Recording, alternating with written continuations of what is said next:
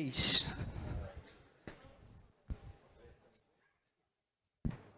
Olá, pessoal, tudo bem? Olá, pessoal, também está nos assistindo aí também pela internet. Prazer estar aqui com vocês. Estamos super felizes aqui com a Maratona da Inovação. E estamos aqui com um time de craques, né? A gente começou a falar sobre Open Innovation aqui, falamos um pouco sobre a perspectiva mais geral do Open Innovation, trazendo uma perspectiva da evolução, né, da intensidade, de algumas práticas. E agora a ideia é a gente mergulhar com esse time de craques que representam aqui empresas que eu particularmente admiro, tenho certeza que vocês também admiram, né? E que são pessoas que estão fazendo a diferença nas empresas que estão trabalhando, estão criando coisas incríveis. Começando aqui com o Bruno, da Bembev, temos o Daniel, do Banco Inter, e temos o Felipe, né, parceiro do Assolab desde o comecinho, né, Felipe? Desde 2018, que é da MRV. E, bom, para a gente começar esse papo aqui, eu queria pedir a cada um de vocês que falasse um pouquinho sobre o que vocês têm feito na empresa de vocês, sobre inovação, e também falasse como é que a inovação está estruturada. Eu tenho certeza que tem muita gente aí que gostaria de fazer um benchmarking, né, com essas empresas, conversar um pouco com eles. Então, vamos aproveitar para também fazer um benchmark online aqui. Explica um pouquinho, rapidamente, assim, como é que a inovação está estruturada na empresa de vocês. Vamos começar com o Felipe, ponta de lá? Bom, beleza. Bom, boa tarde, pessoal. Passando um pouco sobre o histórico da inovação na MRV, a área ela é relativamente recente, né? A gente começou a estruturar isso em 2017, mais forte em 2018, e do ano passado para cá, com a mudança que a gente teve, né, com a constituição do grupo MRV & Co., a área ela passou a fazer gestão da inovação de todas as iniciativas, todas as empresas do grupo MRV. Então, a gente trabalha em 4 verticais, uma de cultura, comunicação e intraempreendedorismo. A gente tem um programa de intraempreendedorismo de bastante sucesso dentro da empresa, onde os funcionários eles submetem ideias que passam por uma banca, são aprovadas, essas ideias são implementadas, passam por um fluxo. A gente já está aí com mais de 20 milhões de reais de retorno, eles recebem um reconhecimento financeiro. A gente tem também um espectro aí do protagonismo que a gente quer trazer, né, da visibilidade para esses funcionários. A gente tem uma outra vertical de gestão de portfólio. Então, todas essas empresas que a gente tem agora com uma operação recente nos Estados Unidos, de 2020 para cá, a gente tem mais de 200 projetos de inovação hoje na empresa, né, mapeados dentro de H1, H2, H3. Né, quase nenhum desses projetos está dentro da área de inovação. Então, os projetos eles estão alocados dentro dos departamentos e das empresas do grupo. A gente tem uma área de inovação, tem uma vertical de inovação aberta, então tem uma pessoa lá que ela fica responsável por esse relacionamento com o ecossistema. Quando a gente começou a estruturar isso lá atrás, a gente tinha pouco mais de 4 contratos com startups, hoje a gente já tem mais de 90. A gente começou de uma forma muito anacrônica ainda no início, tratando a startup como se fosse uma grande empresa, botando um contrato para ele, alguns requisitos que a gente faz com uma Arcelor ou com uma Gerdau da vida, foi um fracasso total. Acho que o nosso primeiro case de sucesso está aqui, que foi a Evo, junto com o Luiz Felipe, né, que hoje é o nosso frame do nosso programa de intraempreendedorismo. E agora a gente acabou de lançar uma vertical recentemente, de CVC, então, onde a gente vai começar a fazer investimentos estratégicos em startups. A gente acabou de concluir o nosso primeiro M&A do grupo, né, a aquisição de uma startup. Não é tratado dentro do CVC, mas é o que a gente tinha para conseguir trazer esses caras para dentro. Mas o mais importante é que inovação não acontece dentro da área de inovação. A gente é um grupo muito pequeno. O nosso papel é disseminar essa cultura lá dentro, trazer processo, trazer metodologia e as oportunidades que o mercado tem para essas áreas e para alavancar os projetos também. Bacana, né? Ou seja, intraempreendedorismo como motor, alavanca dessa transformação, começando pequeno e expandindo, inclusive com estratégias de investimento, como foi falado aqui agora há pouco, né? E trazendo o CVC aí mais recentemente também. A gente tem que conversar sobre isso, né, Felipe? É uma, vamos dizer, a cereja do bolo, vamos dizer assim, né? É uma evolução, né, que a gente espera aí que se consolide cada vez mais. Bacana. E, Daniel, lá no Banco Inter, conta pra gente aí.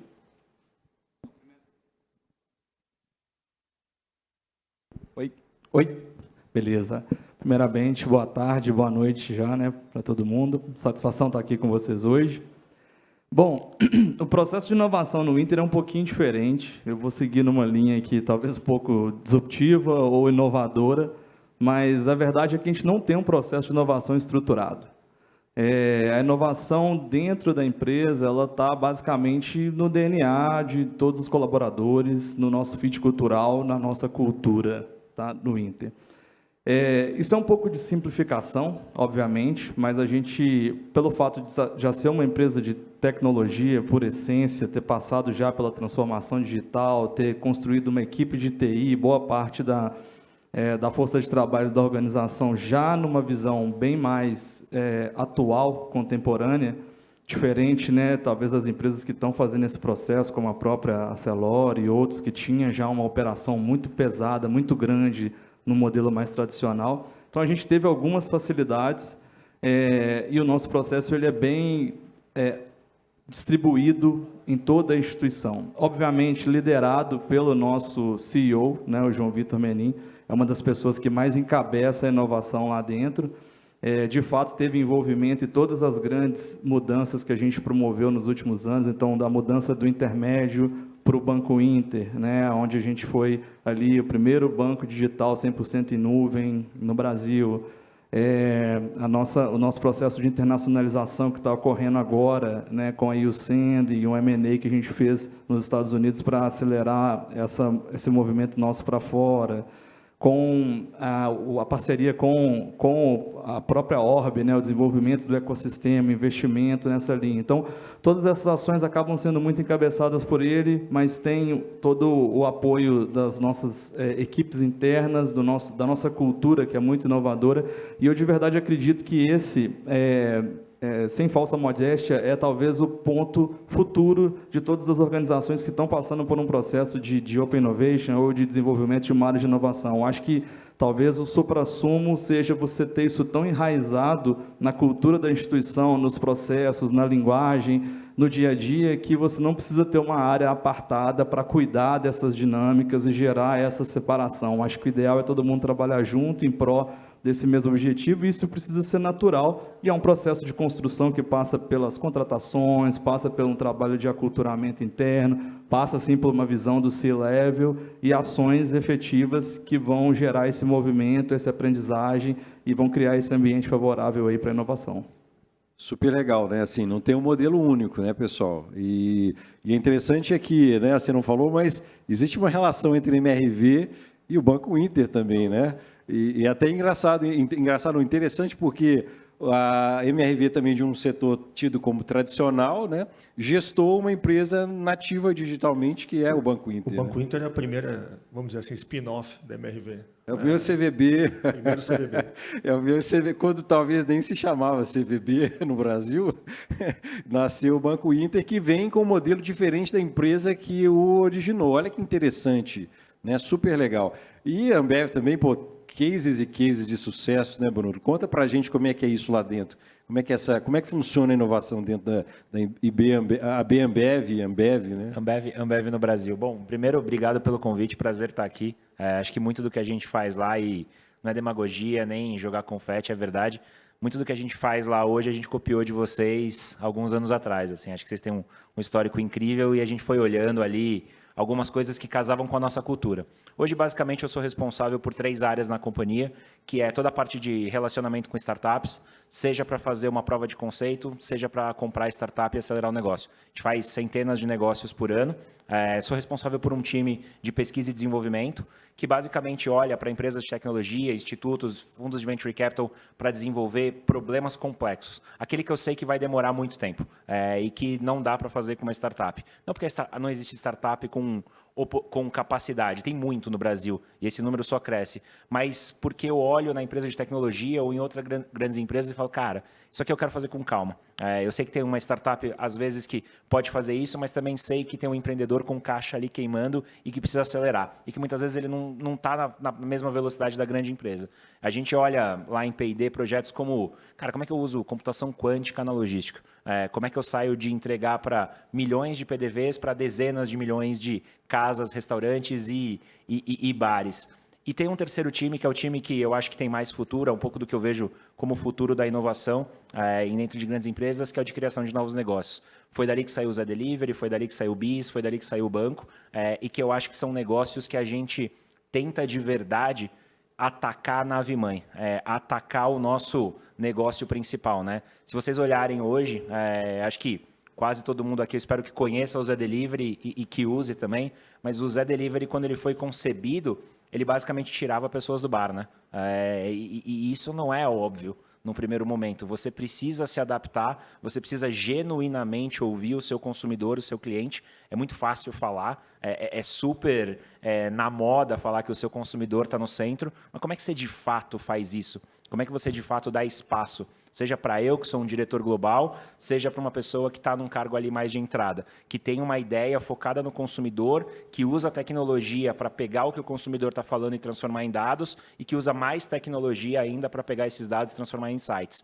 E como é que a companhia dá método para essa pessoa testar e provar através de fatos e dados que a gente tem uma oportunidade. É assim que a gente trabalha lá. São por ano... Dá para falar que são mais ou menos 400 projetos de inovação, a imensa maioria é com startup, uma boa parte é desenvolvimento interno e a outra é P&D. E aí a gente entende que é um negócio super difícil, talvez, em grande organização, que a conversão desses projetos, ela normalmente respeita um percentual, alguma coisa em torno de 6% a 20%. É bem provável que 80% do que vocês façam não vai dar em nada. Mas é muito provável também que, se você tem uma boa gestão do conhecimento e cataloga isso que você está aprendendo, daquele erro vem a nova ideia. E depois um erro, e depois uma ideia, e depois um erro, uma ideia, e aí você acha, de fato, uma grande ideia. O Zé saiu disso. A Brahma do Plumalt saiu disso. Eu acho que a gente aprendeu a fazer e a gente convive bem com essa alta taxa de fracasso. Porque é um processo contínuo e iterativo. Não, super legal e conecta muito com o que a gente vai falar aqui daqui a pouco também, que é o Falha Nossa, né? Nosso último painel de hoje fala justamente disso, a transformação do erro no aprendizado, né? E daí o que pode sair de sucesso. E também o Zé Delivery, acho incrível, não só pelo que ele oferece, né? Tenho certeza que todo mundo aqui gosta muito, mas também pelo fato de, dentro da plataforma, vender até produto de concorrente, gente. Olha que disruptivo que é isso, né? Acho que quanta maturidade necessária para uma empresa criar um negócio novo e, dentro desse negócio, ainda ter relacionamento com concorrentes também. Então, realmente incrível o trabalho que vocês estão fazendo lá, muito legal. E aí eu queria puxar uma outra linha aqui também, que eu tenho certeza que muita gente se pergunta e é curiosa para saber, né? De onde nascem essas iniciativas, né? De onde nascem essas oportunidades, de onde elas são drivadas.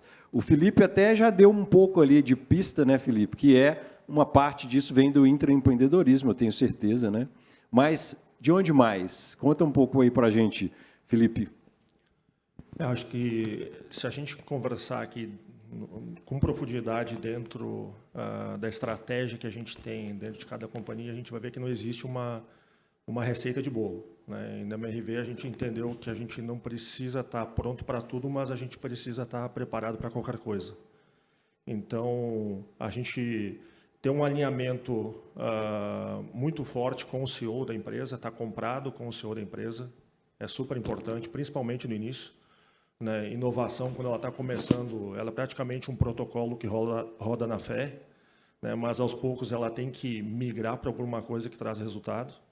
Uma hora vai aparecer alguém de alguma hora falando lá com o Rafael Menin, o Felipe apareceu com um projeto maluco aqui, eu não sei o que fazer com isso, isso não tem nada a ver com as metas que eu fechei para esse ano. Então, se tu não estiver muito bem alinhado com ele sobre essas eventuais loucuras que possam aparecer, acho que a tendência é tu perder essa confiança dessas outras áreas para te buscar. Acho que outro fator importante, né, que se destaca dentro da companhia A cultura e comunicação que a gente tem, né? A gente tem aí, a MRV está presente em 163 cidades, com 385 canteiros de obra, só no Brasil, fora a nossa operação nos Estados Unidos. Então, a gente precisa comunicar não só muito bem internamente, mas externamente também, que a gente está aberto para isso, né? Que a gente está aberto para receber não só empresas, startups e CTs, mas pessoas também, que elas buscam empresas que elas se identifiquem para explorar esse lado da criatividade delas, tá? E outro fator super importante, eu acredito que seja a estratégia da companhia. Então, muita gente fala em estratégia de inovação e estratégia da empresa. Não existe estratégia de inovação e estratégia da empresa, né? O que existe é um plano dentro da tua área de inovação que vai fazer a tua estratégia acontecer, né? Porque aí sim as pessoas vão começar a enxergar valor no teu papel, né? Naquilo que tu faz, vão te buscar, né? Como uma referência para tentar angariar alternativas daquilo que elas já fazem no dia a dia. Que a empresa, assim, todas as empresas aqui são empresas de capital aberto, né, com uma exposição muito alta, aversa total a risco, né? A nossa estrutura ela foi criada para isso, né? Hoje, qualquer contrato tem que passar pelo jurídico. Então, naturalmente, a gente acaba expurgando qualquer iniciativa que tende um pouco mais a risco. Só que a gente sabe que não assumir risco também é um risco. E o investidor ele começa a entender, né? Então, acho que a gente começar a ter um entendimento de como se comportar para identificar essas oportunidades e abrir essas avenidas para as pessoas participarem, também é muito importante para a gente começar a trazer resultado e mostrar esse caminho do futuro da empresa. Foco nas pessoas, né? E aí, Bruno, vamos inverter aqui com vocês lá. Cara, é o que o Felipe falou, assim, eu adorei da questão de estratégia da companhia e estratégia de inovação. A gente colocou o time, e tem até uma parte engraçada, que é, se vocês entrarem no LinkedIn e procurarem inovação Ambev, tem uns 15 diretores, e isso é bom. Só que eles se conversam, e eles se conversam porque tudo que a gente faz de novos negócios, a gente usa o modelo Ambev. Então, normalmente ali de agosto a setembro, a gente discute do ano anterior, a gente discute o que a gente vai fazer, de setembro a outubro, quanta grana a gente tem, e aí normalmente é sempre menos dinheiro do que coisa para fazer, aí você corta uma porrada de projeto, e depois entre outubro e novembro, você crava as metas, né? De o que a gente vai fazer realmente. E aí eu sei para onde que eu vou, e eu sei para onde a companhia está indo e como que eu mexo o ponteiro. Óbvio que tem uma parte ali de exploração tecnológica, de realmente eu olhar para o futuro, mas todo o planejamento, 90% do que eu faço, 80% do que eu faço, vem de necessidade real do consumidor dentro da estratégia da companhia. E aquilo que a gente explora, que acho que é um negócio bacana de contar, na meta a gente coloca um percentual de aprendizado. Então, por exemplo, não necessariamente eu preciso entregar um piloto funcionando de computação quântica, de metaverso, de uma buzzword qualquer. Se eu colocar, beleza, eu atinjo 100% da meta, se eu fizer o piloto. Agora, se eu de fato entender o modelo de negócio ali por trás, eu tenho um atingimento parcial. Então, eu incentivo, numa parte das metas do time, o esforço, o aprendizado. Então, é mais ou menos assim que a gente monta o nosso portfólio. Pô, muito legal, hein? O Bruno falou de 2 pontos aqui excepcionais, que é colaboração, né? E muitas vezes a gente falou muito aqui de colaboração para fora, mas o Bruno falou também de colaboração para dentro, né, gente? Que interessante isso, né? Como é que a colaboração para dentro ela potencializa a execução da estratégia? Ou seja, depois que está alinhado, vamos para fora e vamos buscar o resultado. Super legal. E o outro que é aprendizado, né? Então, a organização que aprende, ela evolui, né? Se ela não aprende, ela fica parada no tempo, talvez até achando que sabe tudo, né? E só um último complemento, a gente faz isso para a companhia inteira. Óbvio que quando você fala de board, de sócio, a gente está falando de algo mais conteudista mesmo, de, cara, vamos aprender junto. E quando você está falando nos cargos mais de entrada, a gente tem um programa ali que, se você olhar rápido, parece um programa de ideias. Mas nada mais é um programa onde você coloca a mão na massa, onde eu dou para as pessoas tempo, método, dinheiro para elas executarem alguma coisa. Porque eu nunca sei quando alguém vai ter uma boa ideia. Então, eu preparo elas para conseguirem executar. Por que eu faço isso? Porque imagina o mapa de calor que eu vou ter conforme 30 mil pessoas da companhia vão submetendo ideias num sistema. Se aparece 10 oportunidades iguais de pessoas diferentes, provavelmente eu tenho um grande projeto de inovação ali. E a pessoa vai aprendendo durante o processo. Bacana demais. Daniel, estou super curioso para saber lá no Banco Inter, como é que funciona lá? Eu trouxe até uma colinha aqui, porque é muita coisa. Não, estou brincando, porque a gente está em fase final de ano, já sprint final, já a mente já está um pouco cansada. Assim, se assemelha muito com o que o pessoal já falou. Acho que é até interessante ver as similaridades aqui das empresas, principalmente do grupo, né, Menin e, obviamente, da Embev, que é uma referência também de mercado e inovação. Como eu mencionei antes, assim, boa parte dos direcionamentos vem do C-Level, em especial ainda, né, da presidência da empresa, no caso o João Vitor, que é uma pessoa muito inovadora, de fato, que olha muito para as tendências e que propõe muita coisa e coisa que tem dado resultado. De fato, é uma pessoa conectada com as tendências, principalmente para o mercado financeiro e afins. Mas é claro que também muitas ideias surgem das diretorias também, das lideranças da instituição, né? Eu também mencionei que a gente tem um DNA muito forte lá, inovador e tudo, então existe uma espécie até de fit cultural, a essência mesmo do dia a dia do trabalho ali, ela acaba trazendo, né, essa reflexão, esse intraempreendedorismo, e tem um encorajamento muito grande para errar, para prototipar, errar rápido, fazer, né, testar hipóteses e tentar trazer inovação. Existe também, naturalmente, uma observação grande do mercado, né? A gente hoje é constituído por várias avenidas, então a gente tem um banco, tem um marketplace, tem uma empresa de investimentos, tem uma empresa de seguros, várias estruturas que são, né, autônomas e que se movem o tempo inteiro. Então, a gente acompanha muito as tendências de cada um desses segmentos e, claro, traz as novidades, a inovação para dentro. E, por fim, eu diria que, além desses pontos, assim, a gente tem um relacionamento muito forte com os reguladores, com os investidores, assim como o Felipe também comentou, e isso acaba trazendo também muitos inputs. Vou dar um exemplo aqui do próprio Pix, né, que acabou sendo uma disrupção gigantesca no mercado nesses últimos anos, que foi um trabalho, né, originalmente encabeçado ali pelo Banco Central. Todos os participantes do sistema financeiro acabaram tendo que embarcar nisso, participar e implementar o Pix também em tempo recorde ali, mas foi um sucesso. A verdade é essa, e acabou gerando uma baita inovação, uma disrupção no mercado. Então, acho que um pouco disso tudo aí é o que compõe, né, o nosso dia a dia ali, no que diz respeito à inovação e à construção das iniciativas, etc. Bacana. E o mercado extremamente competitivo, né? Eu li sobre o que vocês estão montando, né, o plano de se tornar um super app, ou seja, desafio grande e precisa de muita gente boa para fazer isso, né?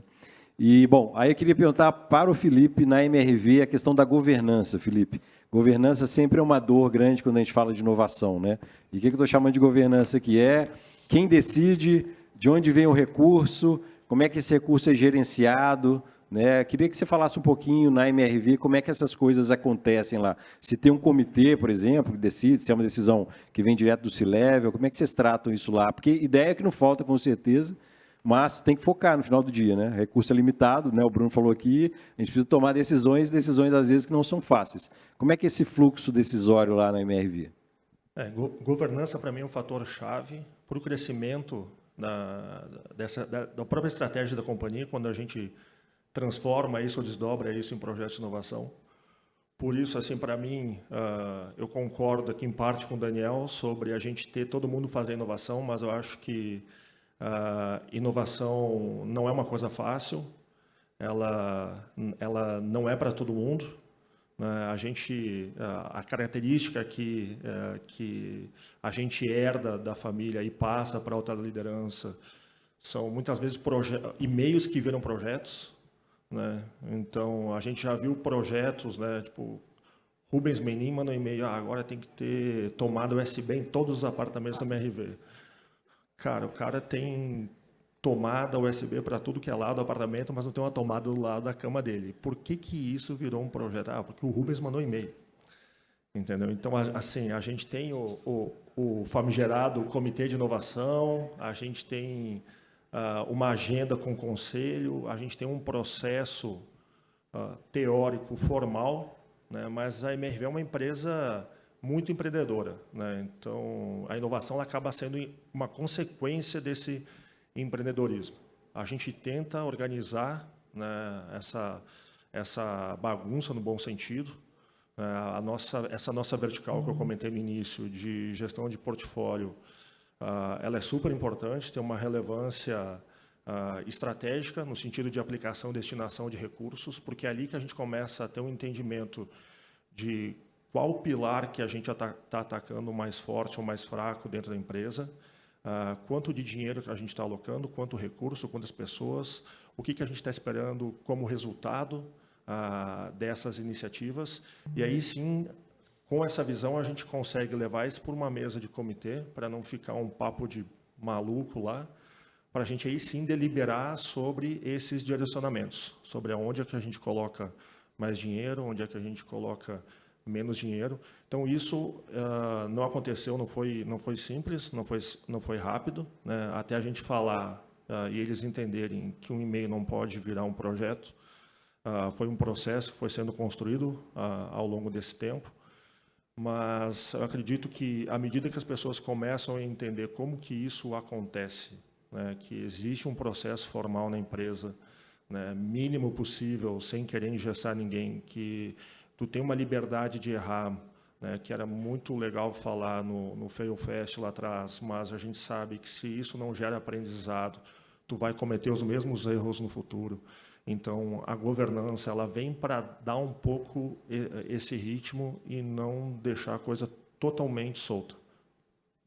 Essa questão de governança, né, a gente também aqui na ArcelorMittal é sempre uma dor, a gente trabalha constantemente nisso, né? Cria comitê, descria, chama pessoas específicas, chama pessoas mais gerais. Acho que a gente também está nesse processo de evolução, como se está colocando aí, né? E, bom, aí queria perguntar para o Bruno, tenho certeza que deve ter muitas pessoas que trabalham com inovação aqui, gestores de inovação, inclusive, e tem aquela pergunta que é super importante, que são as métricas, né, Bruno? Acho que tem muita polêmica também, né? Mas como é que eu meço o resultado da inovação, né? Quais são as métricas? Como é que eu metrifico isso aí, até para poder mostrar para o board que a coisa está caminhando bem ou que não está caminhando, né? Então, como é que vocês lidam com essa parte lá na Ambev? Acho que, e aí falando das minhas metas, né? Que são as metas globais de inovação. Cara, a gente acredita muito que inovação em grande empresa é igual cabeça de investidor de startup. Eu sei que a maior parte do que eu estou fazendo não vai dar em nada, eu sei que aquela metadezinha ali, que aquele 10% vai dar algum retorno e tem 1 ou 2% ali do que eu faço que vai realmente pagar a conta de tudo que deu errado. E eu confio nisso piamente. Acho até que em grande empresa, quando você faz intraempreendedorismo, quando você faz piloto, a mortalidade ela é muito menor do que o investidor. Então, a gente parte daí. Segundo, o que eu gasto muito tempo é saúde de funil. Cara, do que está entrando, eu estou coletando em todas as áreas, eu estou olhando os principais problemas da companhia, eu estou realmente fazendo o assessment dessas oportunidades da maneira correta, eu estou, de fato, fazendo o contrato com a startup ser o mais rápido possível, porque você imagina ali que esse é o último número fechado de 2021, são 353 negócios em 2021. Cara, eu preciso ser rápido ali para fazer o processo inteiro e conseguir, de fato, entregar algum valor. E, pensando em desenvolvimento interno, que de fato eu estou olhando no momento que eu deveria estar olhando. Então, para mim é portfólio, cabeça de investidor e saúde de funil. E aí tem algumas métricas que elas não são tão financeiras, mas elas são importantes. Por exemplo, reputação. Eu preciso alimentar cada vez mais a minha comunidade, o meu relacionamento com o empreendedor precisa ser cada vez mais saudável, porque, cara, eu quero que ele me procure para fazer um negócio. Eu quero de verdade fomentar esse ecossistema, porque como foi falado no último painel, uma relação de colaboração em que fica fácil ver onde todo mundo ganha. Então, nessas métricas, a gente tem até um projeto lá no forno, eu devo publicar isso ano que vem, um índice de inovação mesmo. Cara, olhando métrica financeira, saúde, reputação, quantidade de pilotos que a gente está fazendo, e a partir daí eu consigo ter uma noção. Cara, a Ambev está indo bem ou está indo mal, comparativamente a mim mesmo, né? A gente sempre fala dos prêmios lá na companhia. Cara, prêmio é óbvio que é legal, a gente quer sempre ganhar, a gente gasta tempo e faz direitinho, mas prêmio para mim é pace também. como é que eu estou em comparação às outras empresas, como é que é a minha visão na comunidade, como é que é a qualidade do que eu faço. Então, eu acho que a gente embala tudo isso. Eu tenho 3 metas, as minhas 3 metas falam sobre isso, e é assim que a gente vai medindo. Super legal. Que é exatamente você também se mostrar atrativo, né? Porque senão você não tem capacidade de atração de bons negócios também, né? E o empreendedor que teve um mau relacionamento com a Ambev vai falar para o outro empreendedor. Exato. É tudo muito conectado. Isso me lembra quando a gente começou lá em 2018 a se relacionar mais com o ecossistema de inovação. A gente foi o primeiro case lá, né, 2018 nosso, e as startups chegavam no nosso stand, né, Paulo, e falavam assim, uai, mas o que vocês estão fazendo aqui? Uma empresa de setor tão tradicional, o que está fazendo aqui? Né? Então, é um filme, uma jornada interessante. Bom, aí eu queria completar, Daniel, com você falando sobre, nesse modelo descentralizado, né, tão diferente aí como você colocou, como é que funciona a política de incentivo e de reconhecimento das pessoas para manter isso ativo, né? Como é que, mesmo diante da falha que a gente falou agora há pouco aqui, você ainda mantém essa roda girando e esse motor funcionando lá? No final do dia, tudo passa pelo orçamento, né? Então, a gente tem, de fato, um montante financeiro, né, disponível para essas iniciativas, seja para potencializar, né, acelerar a construção de algum novo produto, a construção de uma nova avenida, etc., ou para reconhecer as pessoas e garantir que o nosso ambiente interno continue sempre fértil para a inovação. No final, assim, na verdade, a gente não faz também uma remuneração específica, por exemplo, por inovação. Até por tudo que eu falei aqui anteriormente. A gente já tem isso muito enraizado na cultura da empresa. Então, não faria sentido a gente criar uma remuneração diferente, uma bonificação diferente, especificamente para gerar inovação. Na verdade, as pessoas estão inovando o tempo inteiro, seja criando produtos para o mercado, criando novas avenidas, trabalhando em M&As, trabalhando em, enfim, desenvolvimento do ecossistema, ou inovando dentro do seu próprio setor, no seu dia a dia, gerando algum tipo de saving, etc. e tal.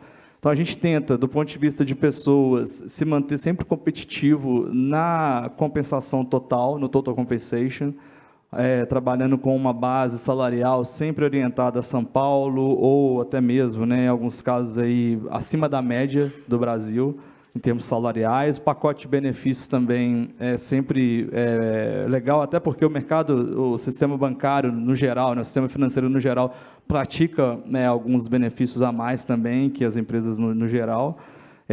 Claro, nosso programa de moeda laranja, que faz reconhecimento, sim, PL, PLR, etc., a partir do resultado da instituição como um todo, e não para células específicas ou para indivíduos específicos. E a gente tenta trabalhar muito também no saldo emocional, gerando um ambiente onde, além da compensação, as pessoas, né, elas tenham um ambiente bacana, receptivo, que propicie inovação, etc. Eu acredito muito que, uma vez que as pessoas têm uma condição financeira, têm uma remuneração legal, elas estão bem consigo próprio, na sua família, no seu ambiente interno, elas vão para o trabalho, elas vão ser muito mais produtivas, inovadoras, e a gente tenta fazer um combinado disso tudo, junto, obviamente, com as diretrizes da empresa e a questão orçamentária, para deixar sempre o ambiente favorável aí para a disrupção, para a inovação e afins. Ou seja, manter as pessoas engajadas, felizes ali, animadas e alinhadas com o propósito, e a inovação no meio disso, funcionando nesse modelo, né? Bem legal. Bom, infelizmente estamos chegando no final. Eu ficaria aqui, sem dúvida nenhuma, o resto da tarde inteira conversando com esses três aqui, mas a gente vai ter que fechar. Estou vendo ali o reloginho, 2 minutos para a gente terminar. Mas eu queria terminar com... O último painel terminou com um conselho para as empresas que estão na jornada de inovação, né? E aqui talvez a gente possa fazer um pouquinho diferente, que é terminar com um conselho também para os gestores de inovação. Tenho certeza aí, muitos pares nossos estão aí nos assistindo e estão sofrendo de dores aí, né? E como que conselho, né, em poucas palavras, vocês dariam para esses gestores que estão aí também nessa jornada para fazer a transformação nas suas empresas, né, para contribuir para ajudar que a empresa se torne cada vez mais inovadora, né? Como é que vocês veem isso aí.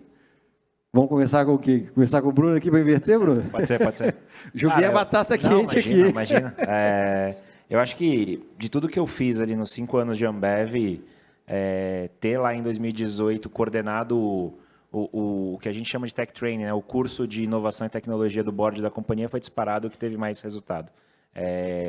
Reconhecer que ninguém hoje consegue acompanhar tudo que está acontecendo em termos de mudança do comportamento do consumidor, novos modelos de negócio, tecnologias emergentes, e que você tem que parar e dedicar tempo para aprender mesmo, que boas empresas são boas escolas, é disparado o principal conselho, assim, para qualquer empresa.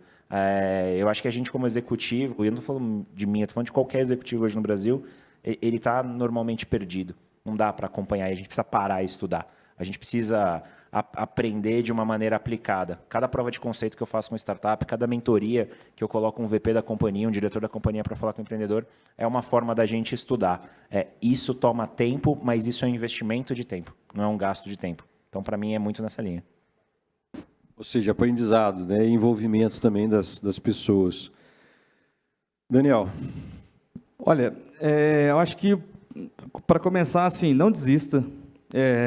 De fato, o processo de inovação, ele não é simples, embora, né, eu citei aqui um pouco o case do Inter ali, a gente já está num estágio mais avançado e teve muitas vantagens que a gente herdou do próprio mercado e do momento da empresa, então, mas ainda assim é muito desafiador, é uma questão que toca muito na cultura, na mentalidade, no comportamento das pessoas, então é persistência, é resiliência, e seguir questionando o status quo, que eu acho que é o segundo ponto que eu diria.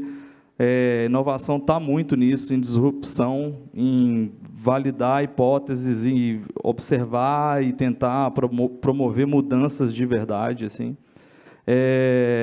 E tomem risco também. Eu acho que é fundamental, assim, trabalhar, obviamente, dentro das margens possíveis, mas não hesitem em tomar risco, em errar e aprender, e depois compartilhar esses aprendizados, mas, de fato, é necessário arriscar um pouco, toca muito na questão do empreendedorismo também, mas só assim que é possível, de fato, realizar coisas grandes, assim. Eu acho que coisas grandes levam tempo, elas demandam risco, e é por aí. Não desistam, vocês viram, né? Às vezes a gente pensa que inovação é só colar o post-it na parede, né? O problema é tirar o post-it da parede e fazer ele se tornar realidade. Aí é que o bicho pega, né? Filipão, quer fechar aí para nós?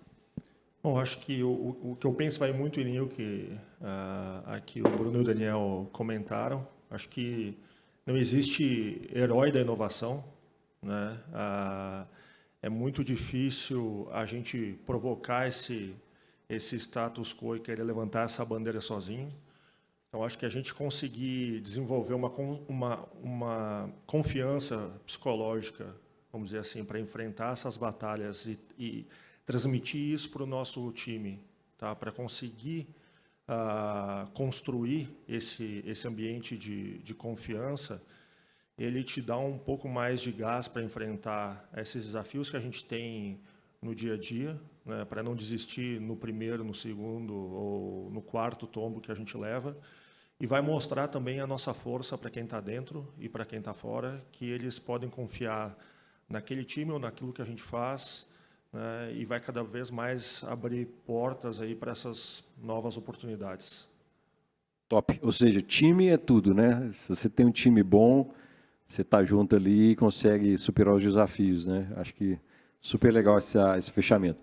Bom, quero agradecer demais a vocês aqui, foi super legal esse bate-papo com vocês. Espero que vocês tenham gostado, que estão aqui conosco, o pessoal que está nos assistindo também. E vamos continuar a maratona, porque tem muita coisa legal ainda, não só hoje, mas também amanhã, hein, pessoal?